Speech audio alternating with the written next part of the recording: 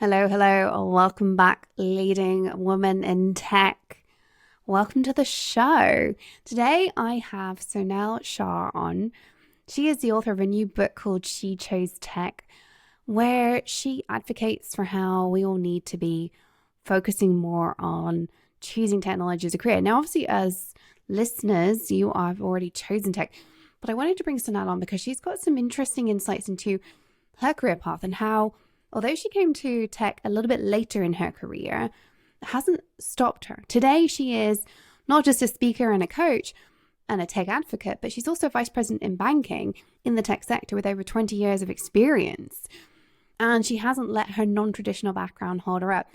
We dig into all sorts in this interview. We talk about being a minority in senior management, our imposter syndrome, the resilience we need. And we have a very, very important discussion about AI, the challenge we're currently facing as a species with AI, the lack of regulation, and the role that we need to be playing as women in tech in the AI space. And so I hope with so many of us being curious about AI, that you are going to be inspired to stand up, be the leader in the room who says, hey, AI, let's pay attention to some of these other issues that are just inconvenient to a lot of businesses right now. She even mentioned net zero, and if we're going to have AI involved in that, how we need to be talking differently. Sonal is just an inspiring woman all around. I can't wait to get her in front of you, but let me just give you a few more of her credentials. She has won multiple awards. She's won a Tech 100 award, diversity awards from We Are the City, which is a UK-based, really important initiative for rising stars, promoting diversity and inclusion. She's also been a Community Leadership Award recipient for Empower Her Access Awards. And of course, she has written this book amongst many other things. So without further ado, let's get Sonal onto the show.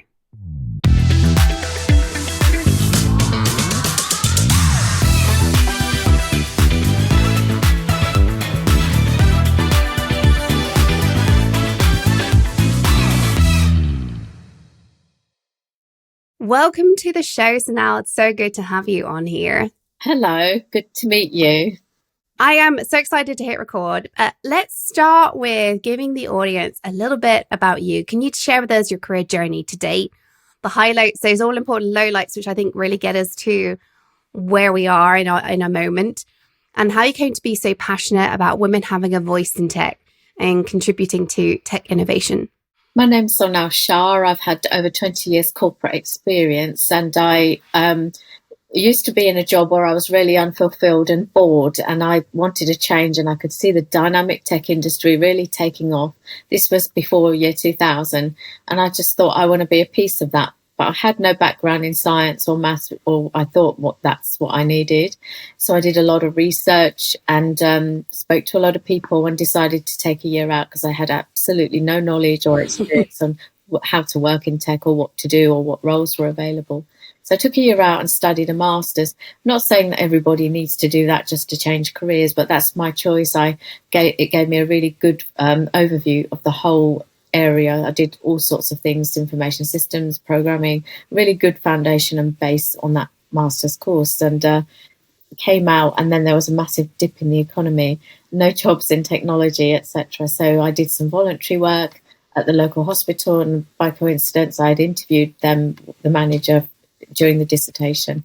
So I took some voluntary work in there and learned so much, or learned the ropes and really a lot of basics on help desk, on training, learned lots, and then slowly secured a full-time job outside of that particular place, and that began my journey. So I realised very quickly early on there was a minority of females in the profession. You were always going to be outnumbered and not really heard. And that's when my passions absolutely started to begin about how to help people. So I ended up joining a lot of different networks, going to conferences, going to events. That there were fewer then as well, a lot fewer. And as a result of the work I was doing in helping people, speaking, writing, blogging, I won an award. My first two awards in the 2018 from We Are the City Rising Stars Awards, sponsored by the Times in diversity, and the second award was in technology, Top Tech 100 it was called. And I just decided after that that this is actually something that's so needed. I need to Yeah. continue and carry on. And a couple of years ago, I had an idea about writing and what was missing in the book world. And I spoke to an author I happened to be speaking to, and she said, "This is fantastic. You really do need to write this. There's not many tech books out there." However, the imposter syndrome got the better. I procrastinated for a long time, did a lot of research, and didn't really write the book. And then, anyway, to cut a long story short, I published my book, She Chose Tech, last November. The publisher released it on Amazon and in some well-known bookshops as well on the 30th of November. So it is out there now as an Amazon bestseller. And I wanted to share the story and inspire others to know that there is a place for everybody within technology. You don't have to be core techie. So my passions for diversity have always been there, especially with the female agenda, but more so about being minority in technology. And, like even in senior management, we all know the story there at the board, at the tables, that's not enough. And even less of women of colour. So I really go out there to share my messages. I do a lot of speaking. I do coaching and mentoring as well for a lot of people too. Well, let's just talk a little bit about your role right now as well, because you hinted there that you are a senior leader, you're a senior manager, you are a woman of color, not just a woman in tech. Tell us a little bit about that experience. Like, tell us a little bit about your role, first of all, if you wouldn't mind, and what it's like to be a senior leader, because you're very senior in your organization, from what I understand, a senior leader who is not just a woman, but a woman of color. I think the role I'm in projects, so it's not a hardcore technology role. I like the variety. I like dealing with people. I do think it's challenging at any point in your career, like always being in a minority. You have to grow a real strong resilience. You have to show ways to be heard. You have to be articulating well and really show them that you deserve a seat at the table just as much as they are there. You are to be there too. It can have its ups and downs. I've had, no career is a straight line, and I've had a lot of difficulties in the past, which I've really learnt from, and I share that as well. It's important to have mentors in place. So Yes. I absolutely pay that back now with others. I'm a vice president where I am, so I help the early careers or mid careers where they're frustrated and wanting something more and they're not getting it. So I try to help them through, coaching and mentoring and help on networking and branding and things like that. So I like to inspire the younger people as well and share the story so that they can also learn from where I've gone wrong perhaps, and be inspired to achieve more, because sometimes people sit back too much, I find, because they can't. The important thing is they cannot see someone like themselves. And that's where I really, really try to hone in on that message when I'm in my working world, because you just have to be out there. You have to be sharing consistently and constantly for these other females to see you, that they too can aspire to be whatever they want to be. It's actually interesting you just say that, it's seeing those role models. And you also spoke briefly there about the resilience we need as leaders. I was actually having a conversation just earlier this week with members of my leadership training program, where we coach and train women leaders. And the topic that was coming up was this additional resilience burden that we have as women because we don't have people like us around us. It isn't just that we need resilience, we need even more resilience than our male peers because we have so few role models. Have you experienced that one? I have. I think it's a fine line. You do have to put a lot of things in place, and in early career you won't realise that. So it's important to have your mentors, but equally important to have allies. And when I talk about allies, we always talk about male allies. I personally think females have to help each other a lot more than they do. Well, that's why you're here, right? Is your passion for encouraging more women into tech and then climbing the ladder in tech. I want to shift gears a little bit because I know you're very passionate about the diversity of thought that we need in terms of AI. And AI, of course, is a very hot topic globally right now. It is a huge part of the growing tech industry. I would say almost 50% of the women I work with have a desire either to be in AI or their company is worrying about AI. Everybody is thinking AI. It's either AI or cloud, right? Yeah. And what is going on with AI, and why is this lack of diversity in AI leadership a problem? I think it just goes back to AI has already been around for many years. I think Yeah. it's really come to the forefront recently because things are rapidly improving and expanding and, being developed. I think we are, because it mimics human behavior. Mm-hmm. So this is where the worries and concerns are coming in from a lot of people. So we really need to educate people more. We need a lot less bias, full stop, in technology and making this technology. If we haven't got diversity of thought within all of the mix of people working in technology, and currently there's only 26% of females in tech in the UK, and even less of women of colour. So I think that's a really important point to factor in. Without that diversity of thought, they're building and making AI, but is it taking account of everybody? It's certainly not. So how can it be a successful thing? The other point I'd like to make is, people need a lot more education and awareness about this and what it involves. And the other side of it is we need to look at collectively as a community, we need to look and think about the regulation, because it's run away with everyone so quickly. I think the government also need to, I know they are doing some work on this, but in my opinion, it's not fast enough. They need to look at the regulations. They need to be ready for all of what's going to be coming in so rapidly. So there's, going back to the basics, I just feel like we need a lot more diversity within the making of different technologies, AI especially. Just for example, things in the early days were built with males in mind. And then you go back around the loop, redesigning things like the car seat belts or different things that were made, especially not really for us. In the early days, I know women used to hold on to their seat belt like this because it didn't fit properly, or, they were hopping at it. So with AI, we will face the same problems as well, but in a much larger way. I think that's the key thing. It's in a much larger way. I've been talking about this for a decade now, about how so many things have been built with only white men in the room. The most famous one I learned about early on is Google Translate. When it was first turned on, it had no understanding of female pronouns.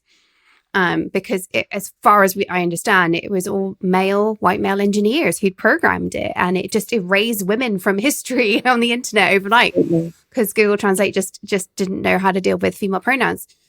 And I mean, that was very profound, the impact it had. And we already have a problem not recognizing women in history. That we're doing some work to. I love what historians are now doing, trying to find the stories of women, the hidden women, and what they've contributed to society. And we're finally getting there, but we're on the cusp now of a completely different era of information that's generated by AI. People now can't tell the difference between something that's human generated and computer generated. That's happening all the time. And yet it's been trained on data sets which are male focused. I agree. Where do we see this go? Like, what can we do as a species to tackle this? We're talking about data sets and like how it's developed. I think the emotion part is missing. So again, the females can add that value there, because an AI robot or bot can't understand emotions. But putting all this programming in, you do need this diversity, because they're just not thinking about these things. It's a very tricky area, and it's just rapidly expanding and being developed. I think they need to really slow down and think about this carefully, which is obviously not going to happen. There's money involved, right? Nobody wants to slow down when there's money on the table. This is the problem. And I think we've seen this with the social media explosion, and that the regulation is a decade behind the platform, the technology, and governments just don't even know where to begin with legislating for AI. I mean, it's what do you do? I mean, my husband had a spam call today, a telephone call, which was totally a phishing attempt to take personal data from him. And he hung up afterwards and said, "We have got no hope when AI starts doing this for us." That's right. I probably shouldn't be saying that on the podcast, but I'm sure somebody's thought of it. I'm sure he's not the first one. It's dangerous. Because you can't tell the difference. Yeah, it's so dangerous. And it is something with these big prominent figures, governments, all these big key figures. I did meet Mo Gawdat briefly. I had pleasure of meeting him last year at a conference, and I did ask him about the regulation, and he just thinks that the government aren't moving fast enough, really, and Yeah. doing enough, which I agree with him, because they should have been considering this a long time ago. Not that I'm talking about politics, just generally the key figures in, in the developments of technology as well. They all needed to come together as a community and start early. But better late than never. I know there are things happening now, but they have a lot to do. Yeah. And I would say, like, I don't think there's any government in the world doing this right. I mean, I think every country, like, I work hugely across the whole of Europe and the whole of the North America, and I'm not seeing any government actually tackling this. Partly because I don't think we know how to tackle it. Yeah. While we have a capitalist culture, which means profit drives everything. And the problem is these companies that are really pushing AI, it's profit driven. Yeah. They can have an ethical framework as a company, but ultimately they're here to make money for their shareholders, right? That's right. But this is where the interesting point is on ethics. Ethics must come into it, must be central forefront. For example, the net zero, that's a really big topic at the moment. If you're going to have AI involved in it, then it needs to recognize and learn everything, around all the different processes and different things that go into talking about net zero. So, that it is another really important point to consider. Yeah. What do you see is the impact that a new generation, because I know your passion here is like, let's get more women into tech, right? What is the impact you would like to see in the next decade of having a generation of women inspired by women like you and your book, really going, you know what, we need to take the reins of this. We need to do something differently. What would you like to see happen in the next 10 years? I'd like to see the balance and the actual balance within the industry. And we stop talking about, there's only 20 or 26% of females in the industry. We don't need to actually even consider that anymore. That'd be lovely. We've got a lovely balance, and there's plenty of diversity of thought then, and in some ways it may expand more quicker and better in more efficient way with this mix of people, if you like. And I just think people in general, I wrote my book She Chose Tech in a very simple way to teach people, and written in a simple way to learn more about technology. There's a whole chapter written simply about what AI is, or what blockchain means, or what crypto means. I think there needs to be a lot more awareness and education. So, in the future, I just hope people just realise and understand what's going on in a basic way, but just know about it. There are so many people that really have no idea and no clue, which is quite sad to see. Because those people weren't obviously taught it at school. We've got a whole generation that didn't really come across it at all. So I think back into my education, and I studied engineering, like as part of my A-level physics. There wasn't really even an opportunity to do much beyond that. Like, computing was a bit of a joke when I was at school, to be honest.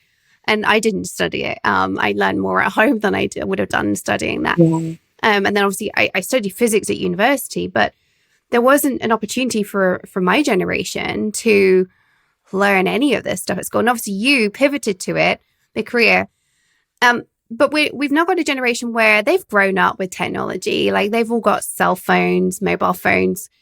I find it utterly fascinating that my niece and nephew knew how to pinch and zoom on a phone before they turned one. Oh my goodness. I was just like, That's wow.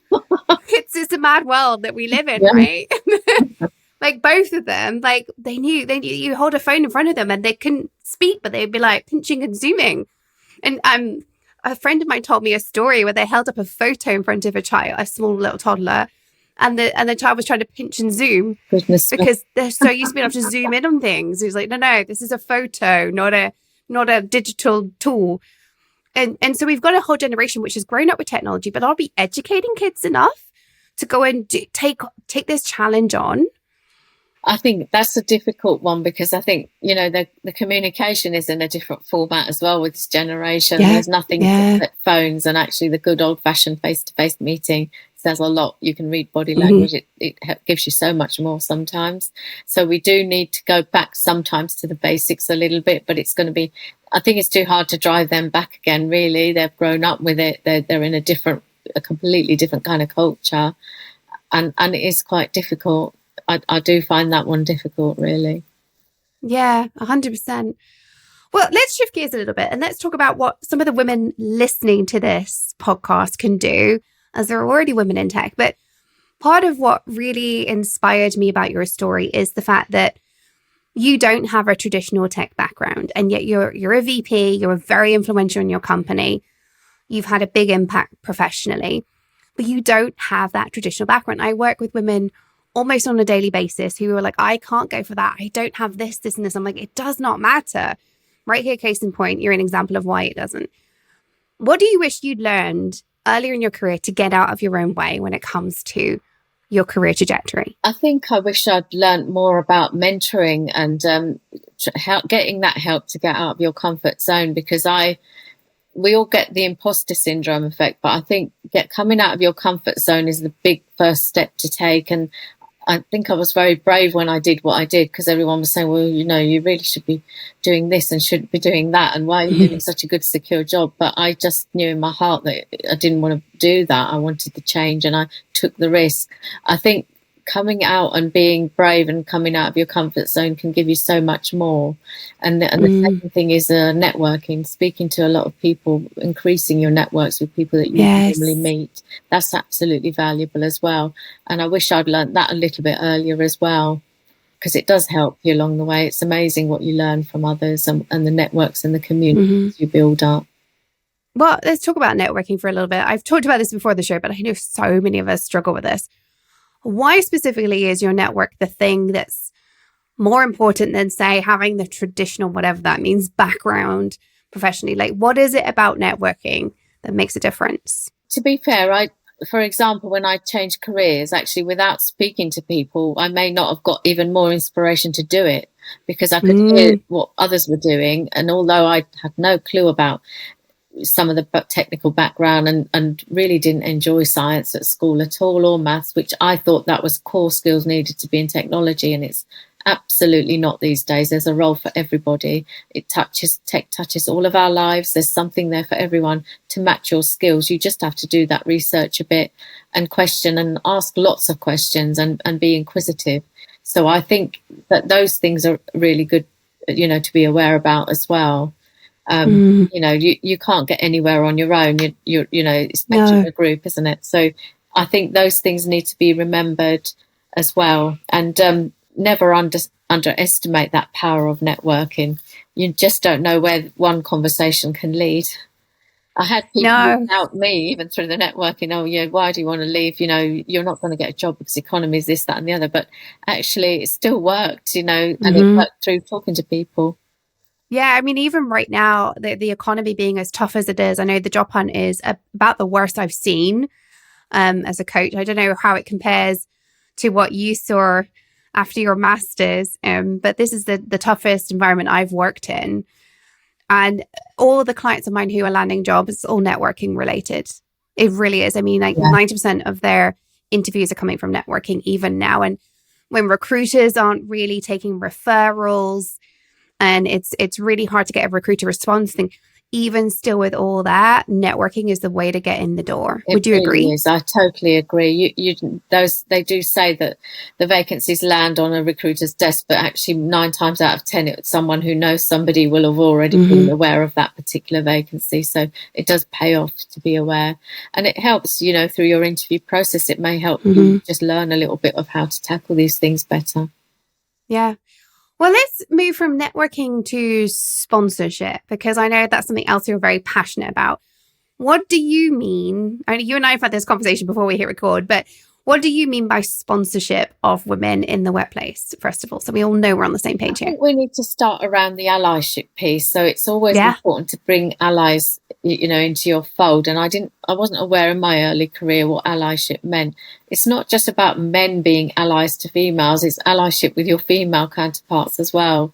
And having someone, watch your back and help you, or you help them. It's both two ways, and really understanding your points of view so that perhaps they can articulate, especially when you're female in this male dominated environment. It helps to have some male allies in meetings or key figures in the room, because you're not always heard. And unfortunately, people do have that bias, do have that perception of certain people. So you absolutely need to bring allyship into the fold. And then sponsorship is a mentoring helps as well. When you find somebody that can mentor you through your challenges, it's absolutely beneficial. But what also I would say is sponsorship is absolutely key as well. But you have to work on your sponsors, of who is going to talk about you when you're not in that room. You really have to work on them and make sure that they are, they just do the job for you without even after a while reminding or saying anything, because they've experienced you in such a way that they think you're really good and competent at what you do. That's a really important thing there, because I was my follow-up question was gonna be, so how do we get started with sponsorship, right? And you've kind of hinted at it there, which is they think you're just really good at what you do. And one of the problems we have as women, as women of color in your case, like whenever we're different from the majority, we know, statistically speaking, it is harder to stand out. Now, the flip side is I actually think in some ways we stand out better when we own who we are, but we sometimes stand out for the wrong reasons. So I know for many women, we're like, I don't know how to get a sponsor. Like, it's so hard to get somebody to talk about me. What did you do? How did you get sponsors and those advocates for you? I think you have to sort of do over and above in your job a little bit, just stand out and show them what you're capable of when you've been asked to do something, over deliver. Not just about the day job, do things outside of the day job as well, because it makes you more rounded. I joined the networks as soon as I joined the company I'm at now, and that was very fruitful, because I learned I met lots of new people and I learned a lot of things. I think I got my first mentor through that, which was really valuable. So those things are also important, and basically if you look consistently delivering and over delivering, it will tire you out. You don't want to be doing it all the time, but somebody that appreciates you, have that coffee with them, coffee chat. I'm really interested in you. I'd like to know more. And how did you get to where you are, etc. All of those things, they all count towards it too. And you're building that relationship over a period of time. Sponsorship is a long game, and it never happens overnight, because you are at work, you're proving yourself, you're delivering whatever it is you're doing within your projects, or whatever role you're doing. I think it's important though, sponsorship. It is one that's often overlooked. Yeah, hugely. Okay, I like to ask this question of many of my guests. What is the one thing you want every female leader in tech listening to this episode to do differently starting today? I think be inspired by whoever you admire, whether it's female or male. Be inspired, but actually push yourself to come out of your comfort zone, and then you achieve more. It's a very tough ask, but when you do it, it is absolutely so fulfilling. I didn't think that I'd change careers ever. I didn't think that I would be able to make a successful transition. Many other achievements over the years, for example, just writing the book last year. I all of these things, if you step out a bit, you achieve so much more. And have that support network in place. Have your mentors, have your network or community, because people really help each other. Most people want the best for you, so always keep that in mind too. But I think the one thing is definitely try and be brave, because as women we aren't brave. We lack confidence compared to our male counterparts. We have to push ourselves a bit more. So as females, encourage each other, really have each other's backs a lot more as well. Help each other. We do not help each other enough, and it's I agree with that. See, it's not competition. If more of us get further, then it's better for all of us. Surely it's not a competition between each other. There is. I keep saying to everybody I meet, there is plenty of room at the top for us as great leaders. The problem is there are too many mediocre leaders at the top, because we aren't lifting each other up. Yeah. And it's time. It's really time. So I love it. Thank you for sharing that. Technology, just in general, one last thing is we always think you've got to be 80% of the job description, but actually don't, just go for it. Even if No. it's 40%, just go for it. You I was will fascinated you say 40. I say to because a lot of my clients be like, I can't go for that job. Oh my gosh. And like, my standard metric is 50%, right? Yeah. But I know I've gone for roles and succeeded with way less than 50. Yeah. So I love that you said 40 Yeah. because I actually think we just need to get out of that mindset of like, I need to tick all these boxes. I love that. Well, the men do it. They don't even meet like 50%, and they're out there probably applying. Yes. So confident they still fit the role and get the role. So we're not doing that, and that's not helping us. Yeah. And ultimately, it is an artificial checklist. Those checklists have been dreamed up by somebody who needs a way to like write something about the job. It is very artificial. The reason why men will land jobs with less than 50% of the attributes is because they sell themselves when they get there and they convince the person in front of them, I'm the right person to do this. I can learn all those things, but I'm the right person for this role. Yeah. You know what? We as women, we have every right to do that as well. We do. We just need the confidence, and we need to bring each other up a lot more to be able to do these things. That way we will increase diversity. Yeah, 100%. Oh, I love this. Well, let's move on to the quickfire round before we run out of time. You ready for this? Oh gosh. You can. I do ask follow-up questions. Like, it's not like super fast because like I am just way too nosy. Let's start with my favorite question. What is the worst piece of advice you've ever been given? Oh gosh, that's a hard one. Just work hard and, you know, everything will be okay. Well, no, it's not. There's so much more to it than having your head down working. That's the worst piece of advice. It's terrible. I think working hard is actually not the recipe for success at all. I hate the whole hustle culture, which is still being promoted. It is bad for business. What is the best piece of advice you've ever been given? I think, you know, help everybody along the way, because when you're at the top, you know, you can't knock anybody on the way up to the top. You don't know who you come across because it's a small world. So that's really good advice, because you take people with you, they will remember you for a long time. Oh, 100%. I just had today on LinkedIn, a person that I worked with a decade ago reach out to me. Oh, lovely. And asking for my advice. And I was like, I looked up to this guy a decade ago. So amazing. Yeah, like it's interesting. What is the last book you read and would you recommend it? Oh gosh, I can't say I've read a book cover to cover. I've been doing lots of research and things for my book. So there's been a lot of articles and things like that. So, you know, Forbes and the consultancy papers and things like that. So I'll be honest to say I haven't actually read a book cover to cover. Maybe that's something that will change this year. Now your book is finished, right? You get the chance to read again. I think, you know, reading is one of those things when I'm stressed, it falls off the list and I go back to it and I feel so centered. So I hope you find time to read again this year, like reading a physical book or listening to a book. Okay, mindset tips. I love to give a mindset tip at the end of every episode. So what is your favorite mindset tip for women in tech leadership? You just have to believe that you can. If you're in that positive mindset, then you will definitely go ahead and maybe not achieve all of it, but at least a lot of it, whatever it is that you set out to do. So I can, you know, believe I can. 100%. How can people connect with you, find out more about what you do, find your book? Where can we find you online? My website is called shechosetech.com. I'm also on LinkedIn, so you can find me there. And the book is on Amazon, so you can look it up on Amazon too. And my Instagram handle is She Chose Tech. So please do follow the Instagram handle, and the same for Facebook too. Wonderful. Well, I'll make sure that all those links are in the show notes. So if you've been inspired by Sonal's interview today, make sure you go over to the show notes, grab those links and follow Sonal. Sonal, I like to ask this question right at the end, which throws some people. Any final thoughts you'd like to share? Oh gosh, you're not here.